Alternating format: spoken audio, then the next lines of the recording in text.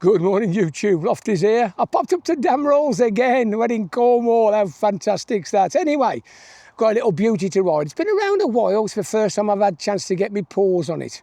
This is the Enfield, the 26 model Enfield Geurrilla Apex. Beautiful. Comes in red, fabulous, or black. I really do like the red. Anyway, if you're interested in the Enfield Geurrilla Apex, you stick around.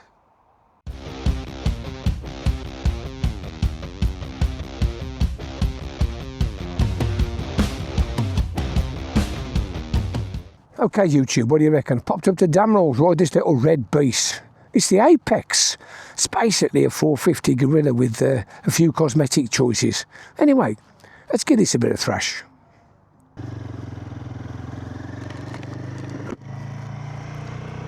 Okay, here we go. The Geurrilla Apex.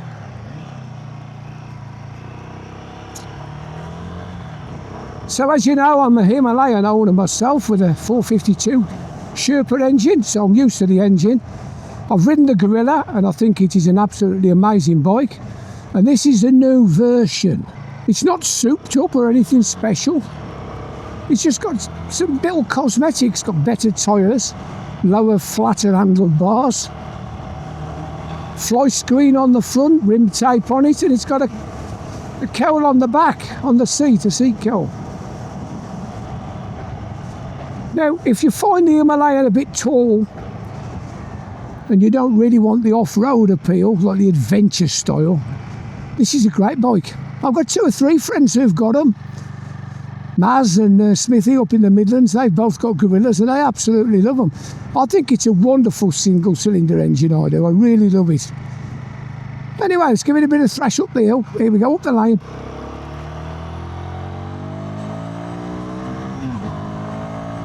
Absolutely flies.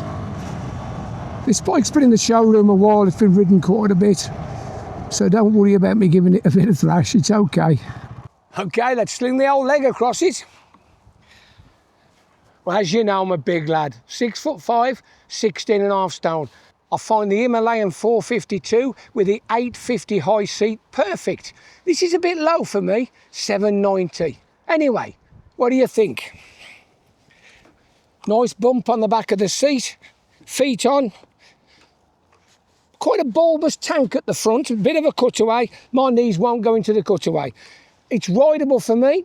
It's not as comfortable as me, but it's rideable. If you would probably say 5'5", 5'6", 5'10" maybe, I think this would be the perfect bike for you. You can even get lowering kits for them if you're a bit shorter. So, wonderful piece of kit. I can get my feet on. How about that for Big Lofty? Shall we have a close-up? So here we go. Nice, simple, round clock. Same as the ME, same as some of the 650s. Gorgeous thing. It's in white at the moment. Day mode. I do tend to run mine in the black night road. I prefer it. So we've got a radial round the outside tacho. We've got a fuel gauge. We've got the time. Temperature in here in the sun, 34 degrees. And we've got a gear indicator and a digi-speedo. Superb. We've got 90 miles to empty on the Odo. Fabulous. Let's just pull it out. We've got Mickey Mouse ears, gorgeous, coming in. Non-adjustable hydraulic brakes, quite a big wide chunky lever. We've got the start-stop all in one button. We've got the modes, we can have it between road and sport. We've got hazard warnings coming across. So we've got this asymmetric layout. We've got the clock one side, we've got the key for the ignition the other side. I said key, yes it's got a key. Coming over this side, we've got the same Mickey Mouse ears. And we've got non-adjustable cable-operated clutch. Now this side we've got the headlights pass, we've got a mode button, home button on the back, indicators, fairly tactile, horn, that's not bad. And we've got this little joystick affair. You pull it one side and it gives you trips. Trip 1, trip 2, fuel range, consumption, voltage, engine temperature, coming back. So we press the home button, then we got settings, appearance, trip preference, my vehicle, system, information and favourites. All the usual stuff, dead simple. Pretty good, isn't it? So we turn the key to on, Geurrilla. Lights up. One push. There it is. Settles down to a nice 1800, 2000 revs. This is the sound from the cockpit.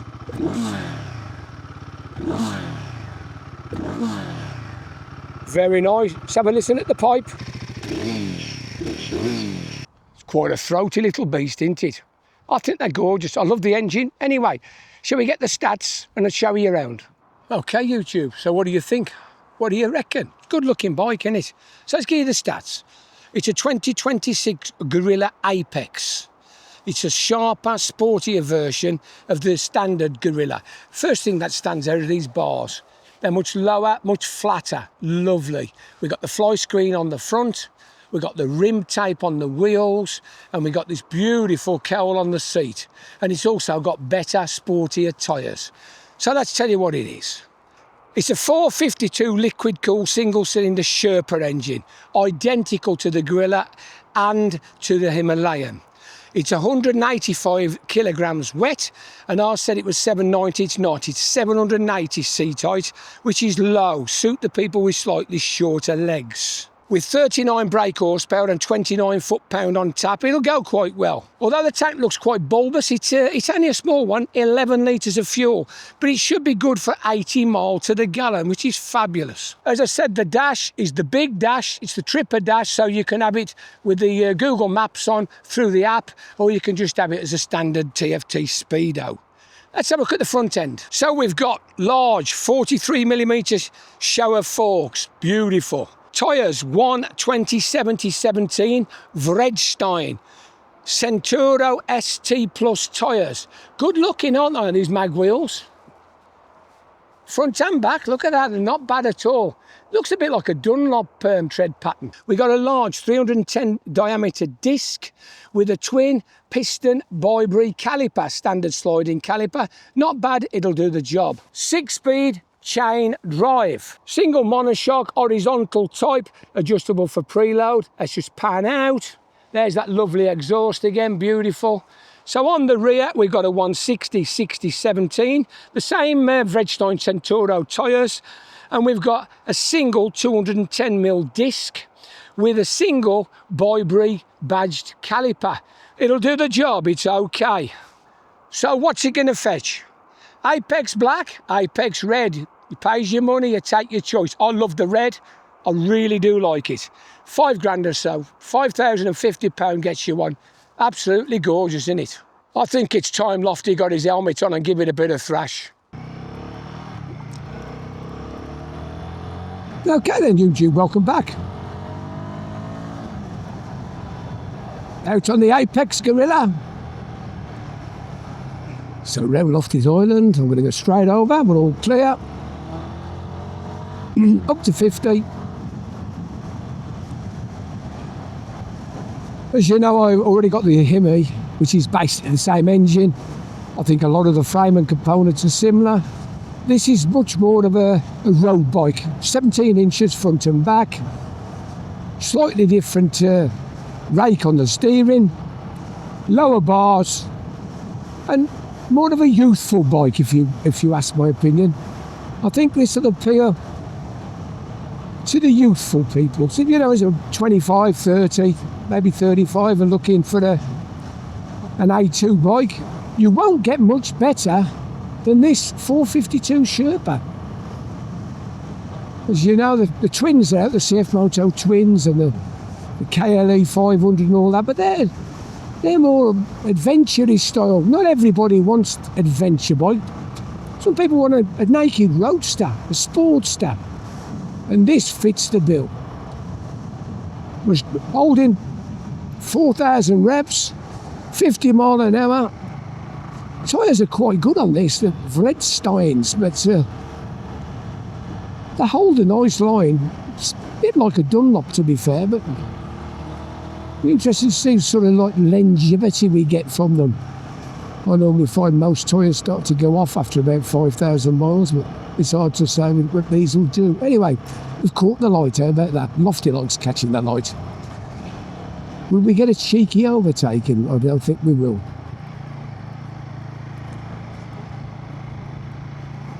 Let's just settle it down, because we're going to drop into a 30.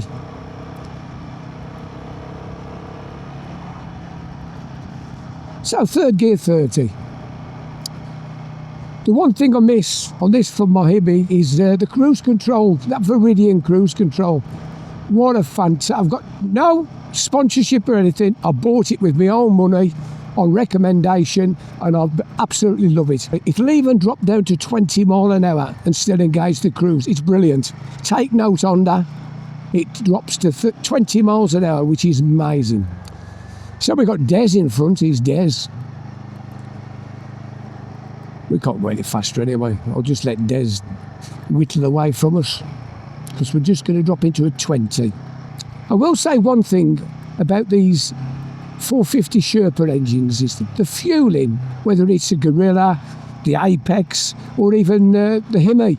The fueling is perfect. No lag, no lurch, nothing. Absolutely beautiful throttle. They're good bikes. They're well made. I've put 5,000 miles on my Hemi now. And my old pal Smithy, who bought a Geurrilla about the same time, he's put best part of 3 on his Geurrilla. He loves it. And he's got a GS 1300 GSTE. But when he goes out for a wobble in the week, he often goes on the little Geurrilla because it's more fun. I've got to say, these bikes are fun. We just put a stop in, there's a lorry coming. The way the roads are these days with these 20s, 30s, 40s and these 50 mile an hour stretches on A roads with white lines everywhere, you can have more fun, a more active ride when you're on something like a 450. It is better. Daytona for sale there, very nice. I've got to say, these Defenders ain't the prettiest, are they? Very expensive as well. I suppose that's one thing about this Apex, it's only about 5 grand. I've just pulled my visor open. How about this? 30 degrees. It's warm. There's a bit of cloud as well today, but thank you. We've still got 30 degrees showing on the old dashboard. I think it's amazing. Oh, by the way, I don't use the Tripper very often. I find the Tripper, it does tend to use a lot of battery life, and it's not really my cup of tea. So I use the Aoocci. I find it's easy. And the one good thing about this is, with that little Aoocci C3, you can just plug it into the USB socket and transfer it from bike to bike. It's brilliant. It works so well. And as you know, if you want one, you can get one with the old TLB 22, 22% off. It's up to you. It doesn't make that much difference to me. I do use them. I do like them. I think the Tripper looks great because it uses Google Maps, but it does seem to be faffy. It's faffy to get it working, and once you get it working, you've got to keep it working. And of course, you have to use the app, the Royal Enfield app, which has been improved. The Mark II version is a lot better than the original version. Anyway, we're clear by the garage. Put my visor down. We're going to have a bit of a thrash across the top here. Give this little thing a bit of a spanking. It's been around the wall. It's done a few miles, this one. Here we go. Third gear. Up to 6,000 revs. Takes off lovely at 6,000 revs. Yeah, we're doing 16. We've got to do it in 5th as it happens, but I've knocked it into 6. It's pretty sure-footed, the handling. And I must admit, I find the stoppers on this work better than my Hemi. I think it's the weight distribution. The front on the Hemi is okay, whereas the front on this is brilliant. But the rear on the Hemi is good, but the rear on this is only okay, so it's got to be something to do with the weight distribution. But I'll do a brake test shortly. Drop a couple of cogs, flip it in, look where you want to go, and it'll go there. I find it's best to use the full 4 fingers on the brake for best effect. Okay, let's just slow it down and do a bit of slow riding. Look at this. You can't get much better than that, can you? I'm virtually stationary. Terrific. Yeah, you could commute on this. You could scratch on this. I don't know about tour, because it's got the seat cowl on. You won't want to scratch it and make a mess by putting a bag on the back. I think I'd prefer something with a fairing if I was going to tour. But to be fair, this engine will tick over no problem at 75 on the dual carriageway, so I wouldn't be put off using it for a distance, you know, going somewhere. And they are so frugal. Just have a look what we're doing. This bike set, now this has been ridden by everybody, and I should imagine everybody in his dog who's ridden it has given it a bit of stick. It's returning 84 to the gallon. You know, that ain't bad, is it? I noticed the difference. If I fill my Honda up, it takes about 25 quid to fill my Honda up for a day's ride. If I fill the Hemi up, it's about 16. I'm about £9 a tank better off for more or less the same distances. Okay, so we're just approaching the National. Give it a bit of a squeeze.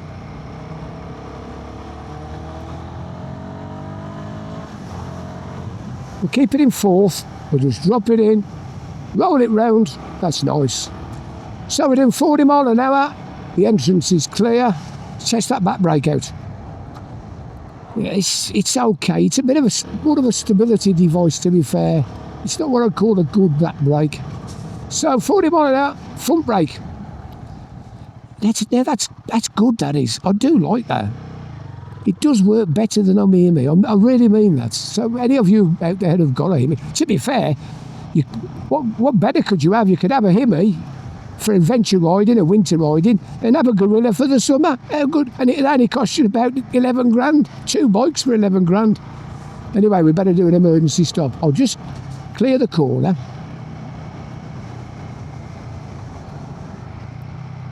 There we go. Clear the corner. Emergency stop. Yeah, there's absolutely no problem at all. It's good. So, unfortunately, we've got a big dirt lorry in front of us. I hope we don't spoil the experience of giving this boy a bit of a spanking. Here we go, drop it in. Third gear bend. Front brakes. Toe touching. Down the hill. Yeah, nice. Yeah, the handling's good. I do not find this engine buzzy. I took the BM out recently, the new 450, and I thought at speeds where this Sherpa engine feels nice, I found the BMW very buzzy. It's not the nicest of vibration. Anyway, I think we'll just clear the corner and we'll get overtaken. There's nothing behind us. We're all clear to the rear. Here we go.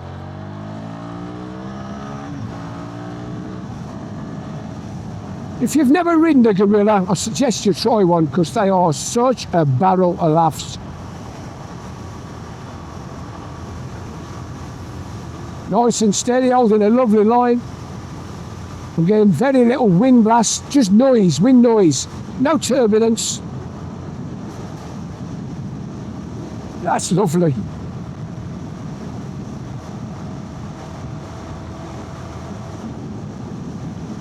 Yeah, you're hitting 60, just shy of 5,000 revs. You're getting, mirrors are good, the handlebars feel nice, you're getting no vibration through the pegs as such. We just slow down into the 50. Drop a cog into the 50, approaching Lofty's Island, bit of breakage, fourth, third, there we go. Lovely. We'll give it a razz down the dual carriageway so you can see what it's like at 70. Third gear, we'll do a third gear roll on down the hill. Here we are. Oh, it's nice and clear. So we'll just squeeze it. Clutchless changes. Superb. Okay. There you go. 70 mile an hour, 5,750 revs in 6th gear. Getting quite a bit of wind blast now. The dicky little fairing on the front doesn't do a lot really. Whether you could have an extension on the fly screen, I don't know. Anyway, we'll change lanes because we're going to come back up the other side, give it a razz up the hill.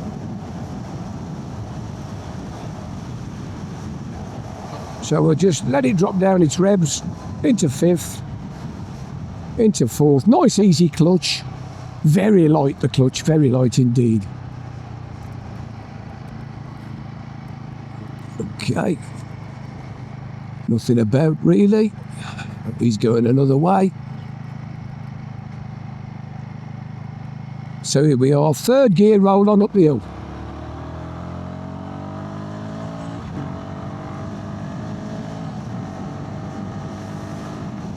Up to 70, not an issue at all. How easy is that? This engine will pull. And like I say, I'm getting no vibes through the bars. I'm just going to ease down. We're nearly back at dam rolls. Anyway, have you enjoyed this little video? I've loved riding this bike. These little bikes, these 450s are fabulous. If you've never ridden one, you do yourself a favour, take it out. Anyway, if you have enjoyed the video, click on the like, subscribe, ring that little bell. I'm only too pleased to answer your questions. Just roll it down. But don't forget, for a month up until I think it's the 18th of August, you can get yourself a light lock with a tenner off, courtesy of the Lofty Biker. I don't get nothing for it, but you'll get a tenner off. So if you fancy a light lock, get yourself ordered. Anyway, here we are. We're just going to turn into dam rolls.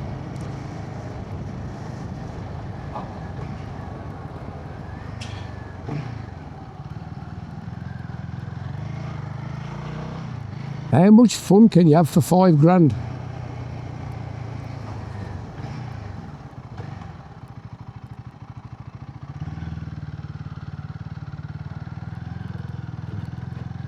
Anyway, this is the Lofty Biker. He's saying ta-ra for now. Ta-ra.